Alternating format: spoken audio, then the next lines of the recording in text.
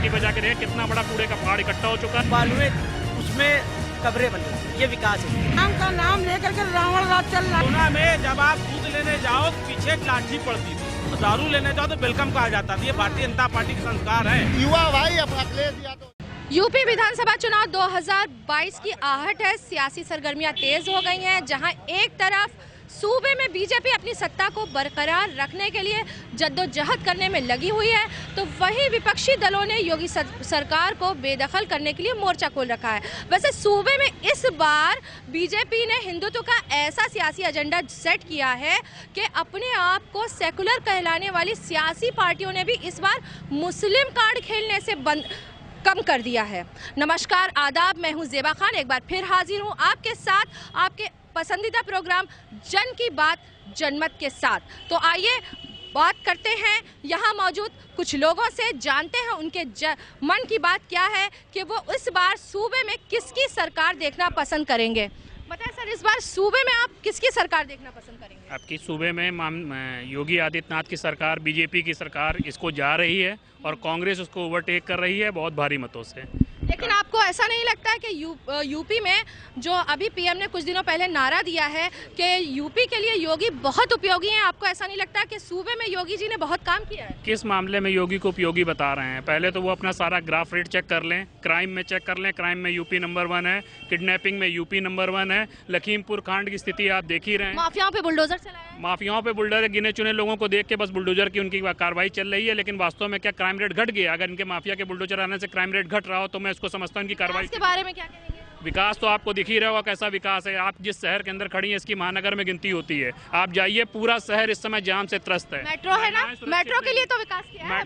Metro already आप उठा के देखिए, उत्तर प्रदेश पावर कारपोरेशन लगा के हर जगह चेकआउट करिए, सब घाटे में चल रहा है। ये केवल सफेद हाथी बनते जा रहे हैं। जनता की जो आवश्यकता है उसके ऊपर कोई इनका होमवर्क नहीं है। जनता को रिक्वायरमेंट किस बात की है? चाहिए चौड़ी सड़कें, अतिक्रमण विहीन चाहिए, रोडें प्रॉपर चाहिए, गड्ढे विहीन चाहिए। उससे इनका कोई लेन, गंदगी से अटपटे पड़े हैं। आप जाके कानपुर में भभूति बजा के देखे कितना बड़ा कूड़े का पहाड़ इकट्ठा हो चुका है। बाकी अब इनका विकास कहाँ दिख रहा है? ये बातों में दिख रहा है, वो दिखाई पड़ रहा है आप लोगों को। आपको ऐसा नहीं लगता, क्या लगता है कि जो मौजूदा सरकार है या जो बीजेपी पार्टी है वो हिंदुत्व की राजनीति इस बार कुछ ज्यादा कर रही है? हिंदुत्व की राजनीति उनको तो मुद्दा चाहिए, आज से नहीं है। बीजेपी जब से आई सत्ता में ये धर्म के ऊपर ही आधारित पार्टी के हिसाब से चल रही है। जबकि भारत जब से स्वतंत्र हुआ तब से अगर भारत को हम देखेंगे तो हम गंगा जमुनी तहजीब की बात करते हैं, लेकिन इस पार्टी के अंतर्गत आते आते आप गौर करेंगे जिसको कोई भी आदमी इस बात को बताता नहीं। आप बताइए, कश्मीर से हिंदुओं का पलायन, ब्राह्मणों का पलायन जब हो रहा था कश्मीरी पंडितों को, उस समय केंद्र में किसकी सरकार थी? बीजेपी की सरकार थी, समर्थित सरकार थी। क्या बीजेपी ने दिया इस्तीफा? नहीं दिया। आज जिसको ऊपर ये कहते हैं मैं हिंदुओं का हित कर रहा हूँ, उस समय ये कहाँ थे?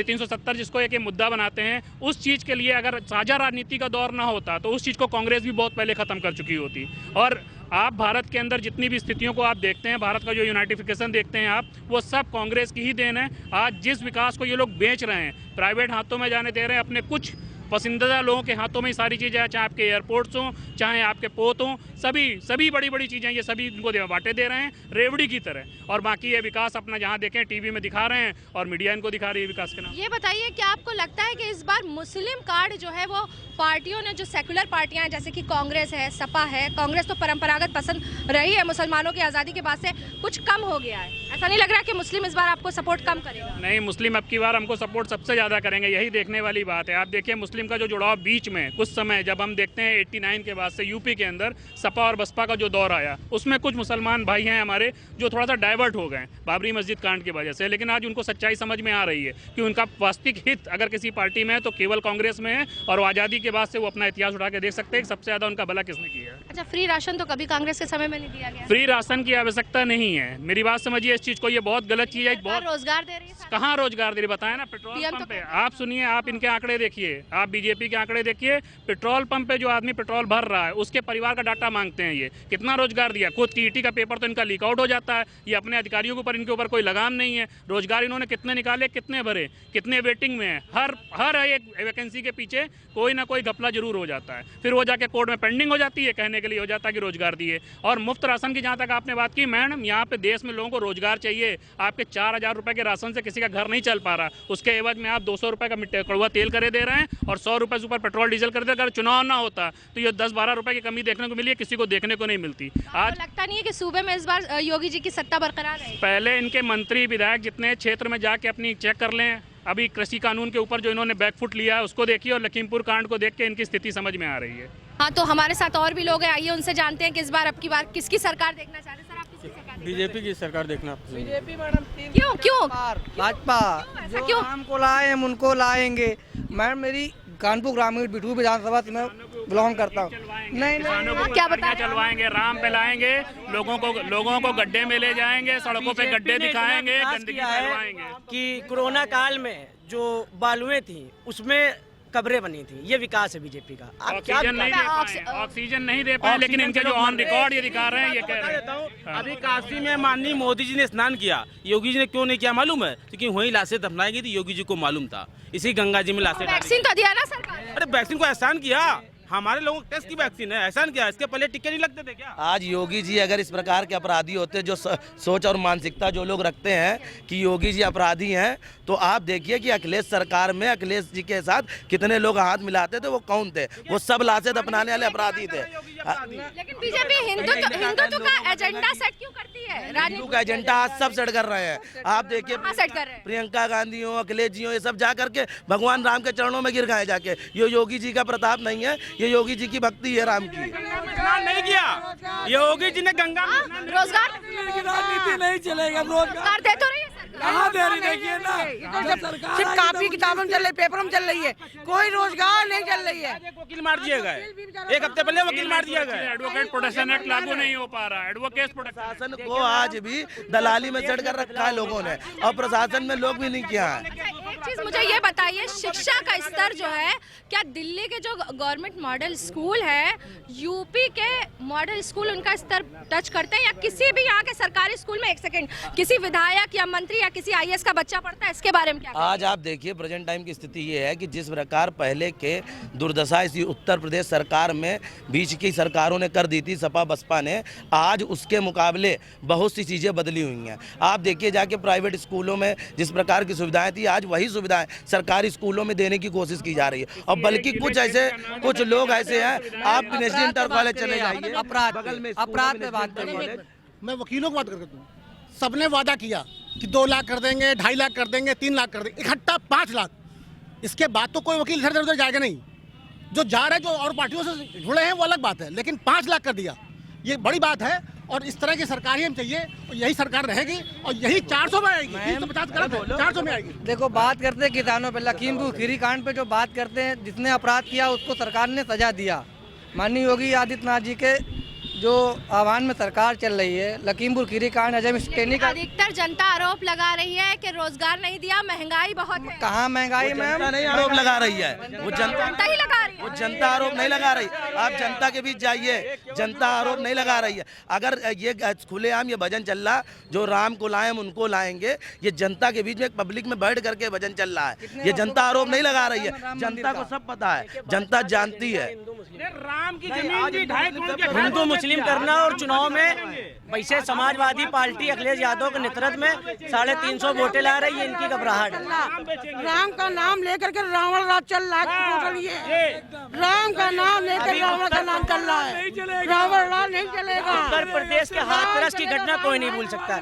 जिस तरह से एक बेटी का रात में 10 बजे के बाद संस्कार हुआ, आज तक के इतिहास में हिंदुस्तान में ऐसा नहीं हुआ, ये पहली बार हुआ। उसके बाद लखीमपुर खीरी कांड कोई नहीं भूल सकता। का पलायन देखिए, जो वहाँ पे हिंदुओं का पलायन हुआ था 2013 में, जो अखिलेश सरकार में मुजफ्फरनगर कांड हुआ था। योगी सरकार को आप दोबारा देखना चाहते हैं? मैम 350 प्लस पार जाएगी बीजेपी इस बार। मेरी विधानसभा बिठूर विधानसभा है, अभिजीत सिंह सांगा माननीय विधायक तो बहुत नाराज हैं। ये देखते जाइए मैम। करनाल में भी इनके यही दावे थे, सब हवा निकल चुकी है। कोरोना में जब आप दूध लेने जाओ तो पीछे लाठी पड़ती थी, और दारू लेने जाओ तो वेलकम कहा जाता था। ये भारतीय जनता पार्टी के संस्कार है। दारू लेने जाइए वेलकम सर ले लीजिए, दूध लेने जाइए लाठी पड़ती थी। राशन भी तो दिया है सरकार ने, गाड़ी बना दिया है। हम लोग को जिल्लत की रोटी मिल रही है। राशन की भीड़ की बात ये कर रहे हैं, राशन की भीड़ से फर्जी बात है। सबसे ज्यादा दारू लेने वाले भी यही लोग थे। सबसे ज्यादा दारू करे। इन्होंने वहाँ दारू के खिलाफ कहीं आवाज नहीं उठाई।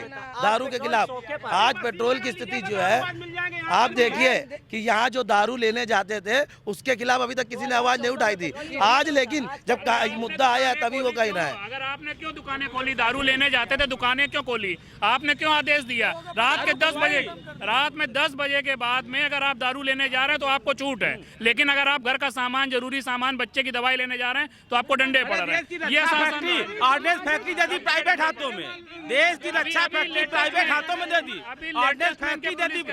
अडानी अंबानी जो तमाम जगह लोन नहीं चुका पाते हैं उनको बैंकें बेची जा रही हैं। सब प्राइवेट बैंक हो रही है, सारी बैंकें प्राइवेट होने जा रही है। सब जान रहे हैं कि योगी जी की सरकार भरपूर रूप से आ रही है और योगी जी को जनता पसंद कर रही है। कोई पसंद सब आज आप देखिए मैं आंकड़े उठा के दे सकता हूँ।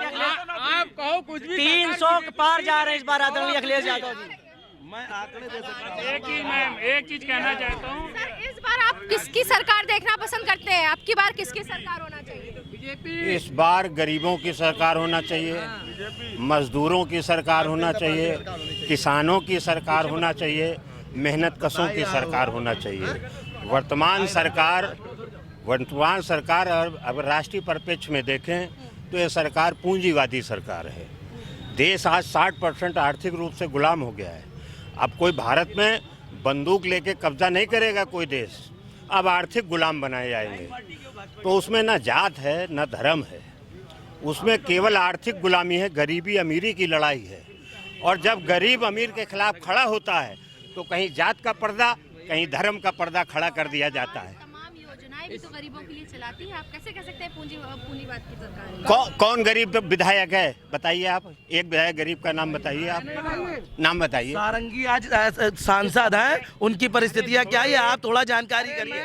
आज विधायक की बात मैं करता हूँ, भाजपा ने भदोही से विधायक वो कौन सा राजभर बनाया गया था, विजय राजभर, एक गरीब का बेटा था, वो सब्जी बेचता था, उसका बाप आलमबदी विधायक समाजवादी पार्टी के टीम में रहते हैं। हमारी पार्टी जो है गरीबों की पार्टी। उत्तर प्रदेश में बदलाव हो रहा है, अखिलेश यादव जी 350 सीटें ला रहे हैं, ये घबराहट है। उत्तर प्रदेश की जनता उत्तर प्रदेश की जनता बदलाव की ओर है। कोरोना काल से लेकर के अब तक करोड़ों करोड़ लोगों के हाथ में कटोरा है। एक दिन के लिए पहले लॉकडाउन मांगा, फिर 21 दिन का मांगा, फिर 84 दिन का मांगा। लॉकडाउन तो जरूरत थी उस समय, कतई जरूर नहीं थी। WHO की गाइडलाइन थी। सुनिए, जब गांधी ने कहा था 12 नहीं, जब जरूरत रैली पश्चिम बंगाल में रैली हो रही थी बड़ी बड़ी। और हम इतना पूछना चाहते हैं, सुनिए मैडम, 15 लाख ये जुमला का चुनावी 84 मशीनों में 15 लाख मिल रहे हैं। 15 लाख चुनावी जुमला कहाँ गया? 1000 रुपए लेबर कार्ड में पहुंचे हैं। ये छोटे आके 15 लाख के हैं और ये सब ले लेना। 84 करोड़। ये गंगा भक्त, ये राम भक्त मान गए, लेकिन योगी जी ने गंगा जी में स्नान क्यों नहीं किया, मैं ये पूछना चाहता हूँ। क्यों गंगा में स्नान नहीं किया? क्योंकि उन्हें मालूम था लाशें वहीं बहा गई हैं, गंगा जी अभी भी मैली है। रोज बढ़े भैया देश में महंगाई, अरे लूटल है दसवा के हो भाजपाई। मौकी बजा के देख कितना बड़ा कूड़े का पहाड़ इकट्ठा हो चुका है। मालूम उसमें कब्रें बनी, ये विकास है। राम का नाम लेकर के रावण राज चल रहा है। कोरोना में जब आप दूध लेने जाओ तो पीछे लाठी पड़ती थी, दारू लेने जाओ तो वेलकम कहा जाता था। ये भारतीय जनता पार्टी के संस्कार है। युवा भाई अब अखिलेश यादव